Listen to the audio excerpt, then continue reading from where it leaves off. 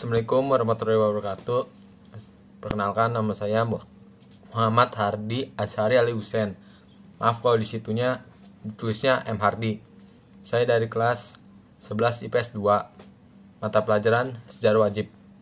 Penjelasan perang padi yaitu perang padi adalah peperangan yang berlangsung di Sumatera Barat dan sekitarnya, terutama di kawasan Kerajaan Pagaruyung dari tahun 1803 hingga 1838. Perang ini merupakan peperangan yang pada awalnya akibat bertentangan dalam masalah agama sebelum berubah menjadi peperangan melawan penjajahan. Perang Padi sebenarnya adalah perlawanan kaum Padi terhadap dominasi pemerintah Hindia Belanda di Sumbar. Kemudian adanya pertentangan antara kaum Padi dengan kaum adat yang menyebabkan pintu masuk bagi campur tanda Belanda.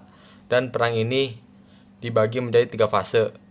Fase pertama yaitu geraknya penyerang pos-pos dan pencegah terhadap patroli Belanda tahun 1821 sampai 1825. Kedua, adanya perjanjian Padang 1828 sampai 1830.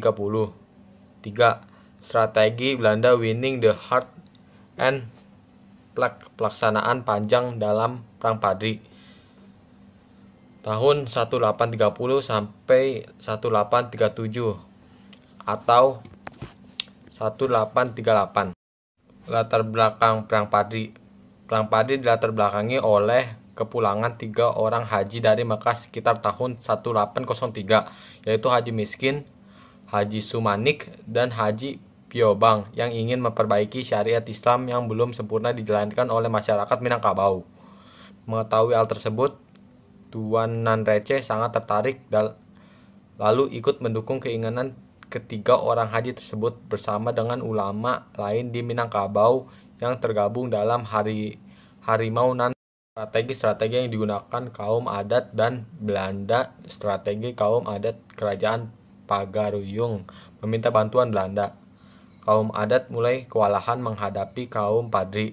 Kaum Padri terus melaju menyerang kaum adat. Kekalahan demi kekalahan diderita kaum adat. Sultan Arifin Muningsyah pun entah di mana kemudian memburuk bagi kaum adat. Mereka pun merunding untuk menyelesaikan masalah ini, hingga akhirnya didapat sebuah solusi yang meminta bantuan Belanda. Sultan Tangkal Alam Bagagar memimpin kaum adat untuk merunding dengan Belanda. Meskipun aslinya Sultan Tangkal Alam Bagagar tidak berhak mengatasnamakan kerajaan Pagaruyung, tapi mereka tetap memaksa juga untuk mendatangi perjanjian. Karena perjanjian ini, Belanda menganggap kerajaan Pagaruyung menyerah ke pemerintah Hindia Belanda. Waktu itu Padang dipimpin oleh Residen James Dupuy. Atas saran Residen, Sultan Tangkal Alam Bagagar diangkat oleh Belanda menjadi regen tanah datar.